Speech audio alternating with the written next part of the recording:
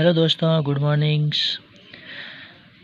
आपकी इस क्लास में R2A स्टडी क्लासेस में आप सबका स्वागत है। कल का आपने जो महाद्वीप कराया था अंटार्कटिका महाद्वीप, उसका आज दूसरा भाग देखेंगे।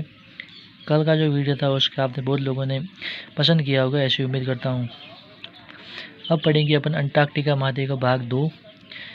तो पहला लिखा है, इस पर विश्व का सबसे लंबा ग्लेशियर लैम्बर्ट स्थित है। और लैम्बर्ट ग्लेशियर की जो लंबाई है वो दोस्तों 801 किलोमीटर है। अब पढ़ेंगे ग्लेशियर की परिभाषा। जब बर्फ एक मोटी चादर के रूप में जम जाए तो जमी हुई चादर की ग्लेशियर कहते हैं। जमी हुई जो चादर होती है उसको अपन दोस्तों क्या कहते हैं? ग्लेशियर। इस महाद्वीप की सबसे लंबी पर्वतमाला ट्रांस अंटार्कटिका है। इस महाद्वीप मतलब अंटार्कटिका महाद्वीप की सबसे लंबी पर्वतमाला है वो है ट्रांस अंटार्कटिका।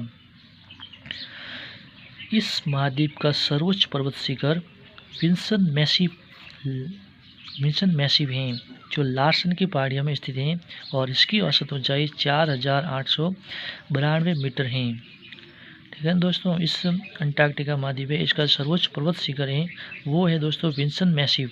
ध्यान रखना दोस्तों, विंसन मैसिव नाम का पठार शिखर है, लार्सन की पहाड़ियों में स्थित है। किस पहाड़ियों में स्थित दोस्तों? लार्सन की पहाड़ियाँ हैं वो। और लार्सन की पहाड़ियाँ किस महाद्वीप में है? तो अंटार्कटिका।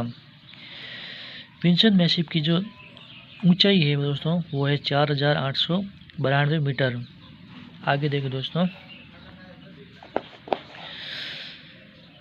इस महाद्वीप पर भारत के 3 अनुसंधान केंद्र स्थित हैं। अंटार्कटिका महाद्वीप है जिस पर भारत के कितने अनुसंधान केंद्र स्थित है दोस्तों? 3। पहला है दक्षिण गंगोत्री, दूसरा है मैत्री और तीसरा है भारती। दक्षिण गंगोत्री की शुरुआत 1984 में हुई तथा मैत्री की शुरुआत 1989। और भारती है वो सबसे नवीन अनुसंधान केंद्र है जिसको 2012 में स्थापित किया गया।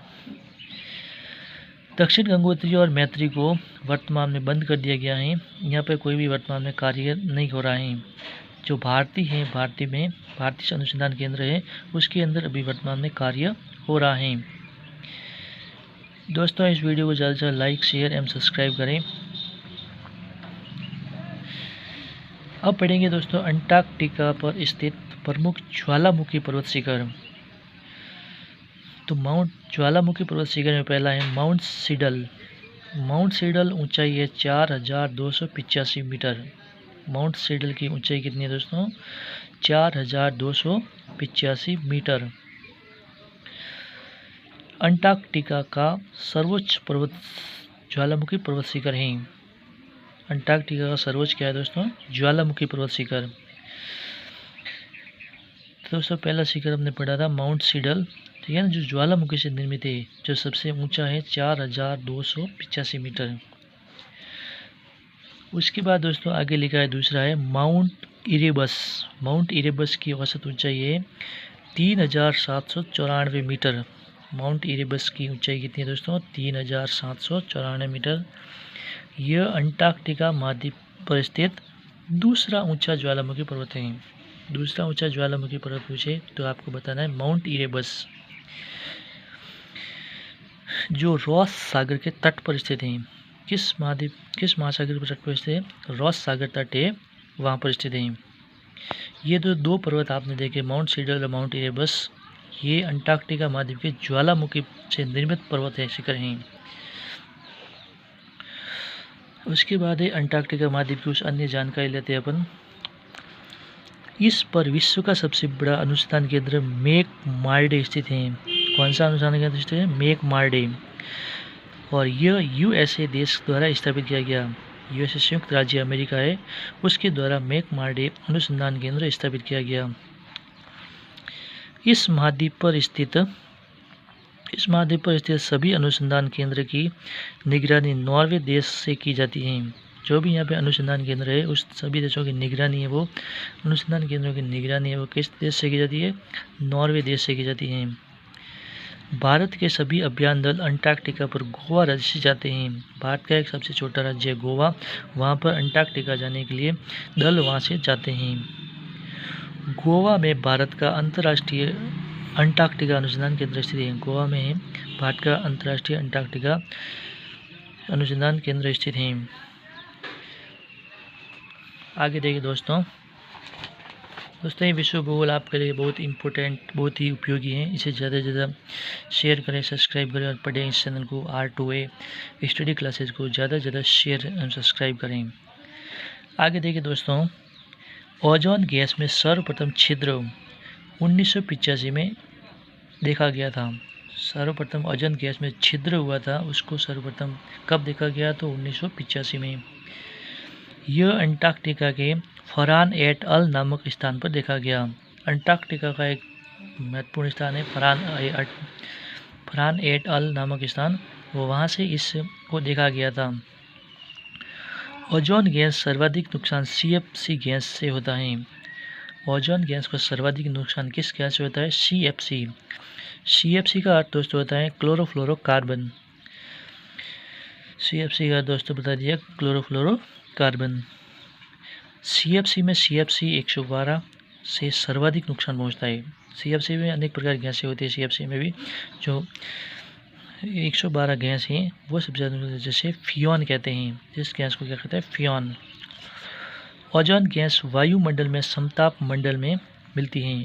ओजोन गैस वायुमंडल में किस मंडल में मिलती है दोस्तों? समताप मंडल में। वायुमंडल के अनेक मंडल हैं, उसमें से महत्वपूर्ण मंडल है समताप मंडल। तो समताप मंडल में दोस्तों कौन सी गैस पाई जाती है?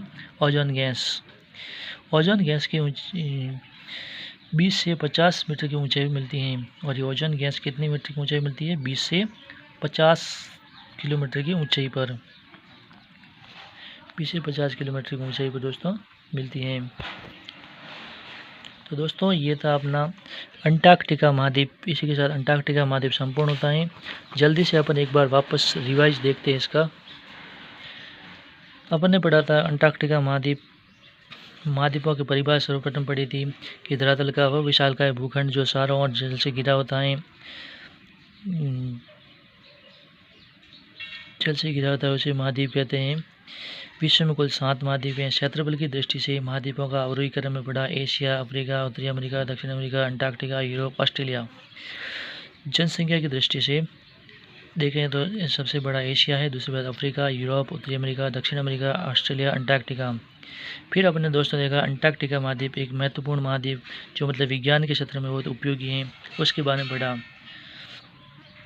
अपने पहली बात पढ़ी थी जनशून्य महाद्वीप, क्योंकि यहाँ पे कोई भी लोग नहीं रहते, इसलिए जनशून्य महाद्वीप सदैव बर्फ से ढका रहता है, इसलिए श्वेत महाद्वीप कहते हैं। और विज्ञान का महाद्वीप कहते हैं क्योंकि यहाँ पे लोग नहीं रहेंगे तो ज़्यादा डिस्टर्बेंस नहीं होगा और इससे विज्ञान के काम करने में आसानी रहेगी। ठीक है दोस्तों, आगे आप देखते रहिएगा। नेक्स्ट वीडियो में हमारा जो पिछले वीडियो था उसको बहुत ही ध्यान से देखें, और आपके लिए बहुत ही इम्पोर्टेंट ये विश्व भूगोल है। और इससे परीक्षा में कम से कम 70 से 80% सवाल आने के पूरे चांसेस हैं। जो भी विश्व भूगोल की या बड़े बड़े एग्ज़ाम की तैयारी कर रहा है उसके लिए बहुत ही इम्पोर्टेंट है। थैंक यू दोस्तों। कल और नया अपलोड अपन पढ़ेंगे, एशिया महाद्वीप के बारे में पढ़ेंगे। थैंक यू दोस्तों। लाइक, शेयर एंड सब्सक्राइब करें। थैंक यू दोस्तों। Good morning.